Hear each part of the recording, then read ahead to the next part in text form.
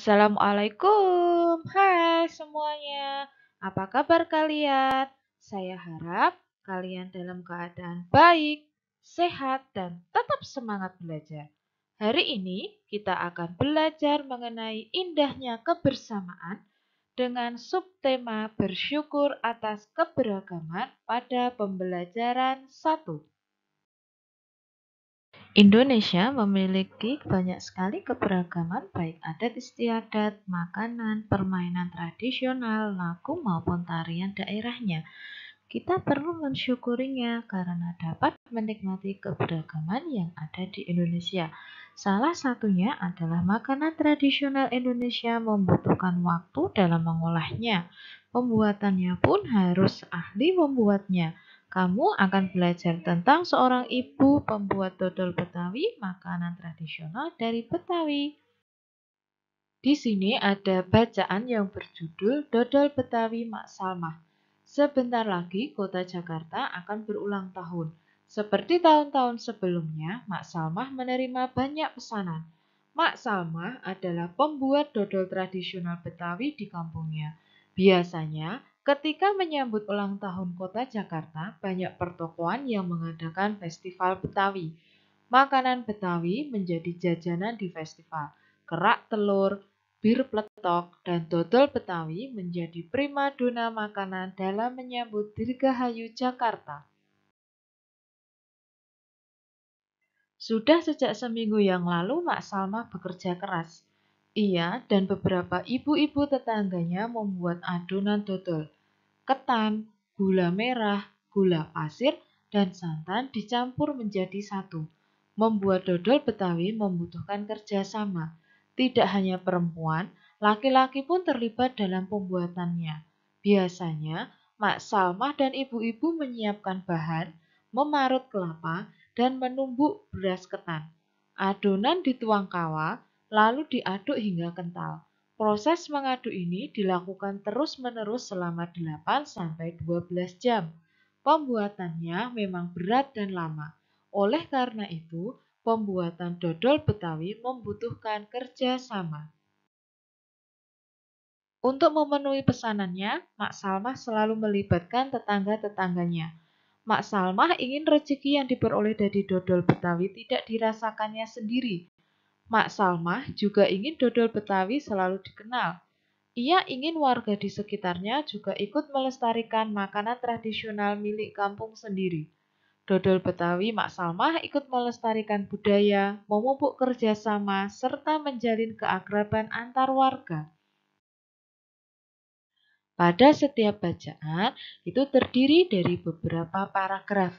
Pada setiap paragraf itu mempunyai gagasan pokok dan gagasan pendukung.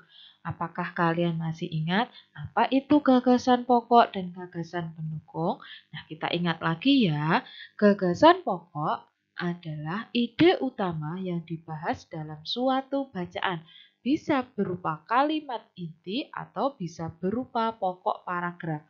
Sedangkan gagasan pendukung adalah uraian atau tambahan informasi untuk gagasan pokok.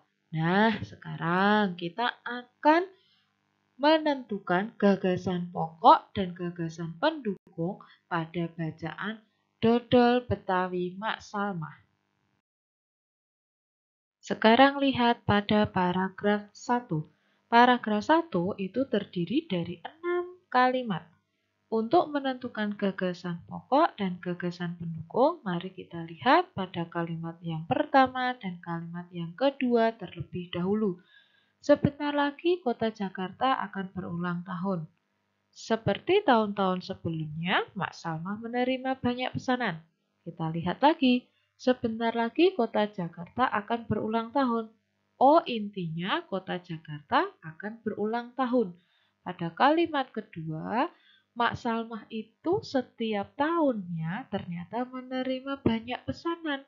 Nah, dari kalimat pertama dan kalimat kedua kita sudah tahu, oh gagasan pokoknya adalah sebentar lagi kota Jakarta akan berulang tahun. Kemudian kalau kota Jakarta akan berulang tahun, ternyata diperjelas lagi, Mak Salma itu setiap tahunnya menerima banyak pesanan. Menerima banyak pesanan apa? Oh, dijelaskan di kalimat ketiga. Ternyata Mak Salmah itu adalah seorang pembuat dodol tradisional Betawi. Kemudian dijelaskan lagi di kalimat yang keempat. Karena Mak Salmah itu pembuat dodol Betawi, pada saat menyambut ulang tahun Kota Jakarta itu ternyata banyak pertokoan yang mengadakan festival Betawi. Nah, festival Betawinya berisi apa saja? Ternyata dijelaskan pada kalimat yang kelima, yaitu pada festival Betawi itu ternyata menyajikan jajanan. Nah, jajanan apa saja? Dijelaskan lagi pada kalimat yang keenam, yaitu jajanannya berupa kerak telur, bir peletok, dan dodol Betawi. Nah, itu dari kalimat kedua sampai dengan kalimat keenam adalah sebagai gagasan pendukung. Nah, tugas kalian silahkan mencari sendiri untuk menentukan gagasan pokok dan gagasan pendukung pada paragraf 2 dan paragraf 3. Aku suka sekali makan nasi uduk dengan irisan bawang goreng dan telur dadar. Itu adalah makanan khas tradisional dari Betawi. Apa makanan favorit daerahmu? Apa kamu juga menyukai makanan khas dari daerah lain? Bagaimana pendapatmu dengan keberagaman makanan khas di negeri kita? Tahukah kamu bahwa banyak sekali makanan khas daerah di negeri kita ini? Berikut adalah beberapa contohnya. Ayo kita kenali beberapa di antaranya adalah sebagai berikut. Pertama adalah sego jamblang. Membacanya jangan sega jamblang ya. Membacanya adalah yang benar sego jamblang. Sego jamblang adalah makanan khas yang berasal dari Cirebon, Jawa Barat. Nama jamblang berasal dari nama daerah di sebelah barat kota Cirebon. Silahkan kalian lihat, sego jamblang itu terdiri dari nasi putih dengan lauk ikan, sambal, telur, dan daging sapi. Nasi krawu. Nasi krawu adalah makanan khas yang berasal dari kota Gresik. Nasi krawu terbuat dari campuran nasi dan daging sapi dengan kadar minyak yang cukup tinggi. Berikutnya adalah makanan tradisional atau makanan khas yang berasal dari Jakarta maupun dari Jawa Barat, yaitu lontong sayur. Nah, makanan lontong sayur ini ternyata itu sebagai menu sarapan favorit oleh masyarakat yang tinggal di Jakarta maupun di Jawa Barat. Di beberapa daerah, makanan tradisional ternyata ditawarkan oleh penjual dengan cara berkeliling kampung. Terkadang para penjual untuk menjual dagangannya, mereka selalu berteriak dan membunyikan alat untuk menawarkan makanannya. Suara dari penjual nyaring sekali terdengar. Ingatkah kamu bahwa bunyi memerlukan penghantar untuk bisa terdengar? Media penghantar untuk perampatan bunyi adalah udara, zat cair, dan benda padat. Tahukah kamu sifat-sifat bunyi lainnya? Ayo kita lakukan percobaan berikut ini.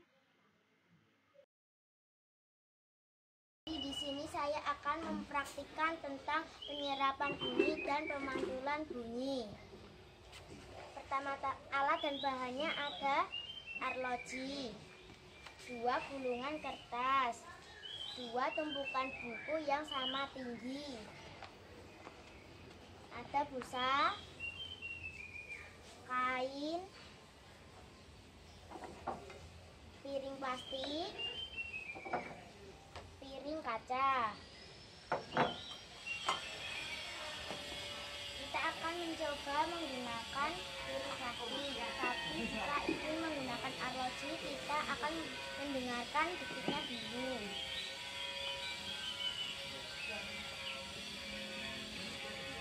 Ini piring plastiknya ya.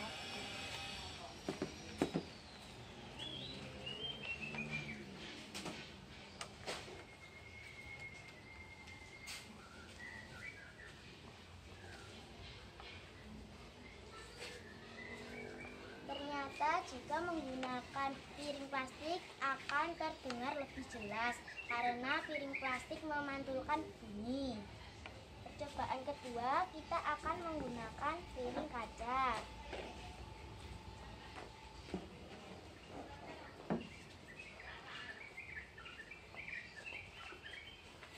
Kita akan coba. Ternyata jika menggunakan piring kaca juga akan terdengar lebih jelas. Percobaan ketiga, kita akan menggunakan busa.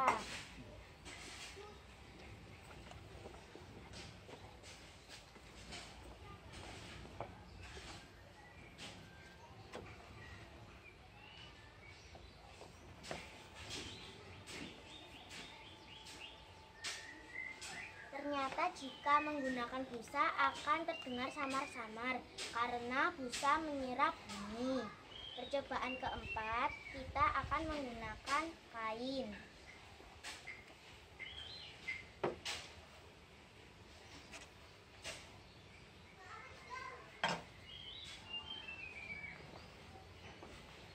Kita akan coba.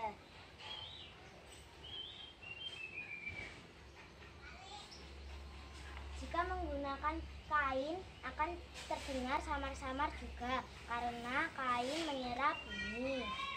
Jadi kesimpulannya, jika menggunakan piring plastik dan piring kaca akan terdengar lebih jelas karena piring kaca dan piring plastik itu memantulkan bunyi. Dan yang menggunakan kain dan busa akan terdengar samar-samar karena busa dan kain menyerap bunyi. Kenapa? Jika menggunakan ini akan lebih jelas. Menggunakan piring kaca dan piring plastik akan lebih jelas karena piring kaca dan piring plastik memantulkan bunyi. Jika menggunakan busa dan kain akan terdengar samar-samar karena kain dan busa menyerap bunyi. Terima kasih. Hasil percobaan pemantulan dan penyerapan bunyi adalah jika gelombang bunyi pada tabung diletakkan piring kaca, maka bunyi akan dipantulkan. Yang kedua, jika gelombang bunyi pada tabung diletakkan spot, maka bunyi akan diserap. Sedangkan pada tabung, jika tidak dihalangi oleh piring ataupun spot, maka bunyi akan terdengar dengan jelas. Kesimpulannya bahwa bunyi sebagai sebuah gelombang memiliki sifat yang dapat dipantulkan dan dapat diserap. Bunyi akan dipantulkan dengan baik jika mengenai benda-benda yang keras seperti permukaan dinding batu, semen, besi, kaca, dan seng. Kemudian bunyi akan diserap jika mengenai benda-benda yang lunak seperti gabus, kapas, dan spons. Demikian penjelasan materi indahnya kebersamaan dengan subtema bersyukur atas keberagaman pembelajaran 1 yang dapat saya sampaikan. Terima kasih. Wassalamualaikum warahmatullahi wabarakatuh. Tetap semangat belajar.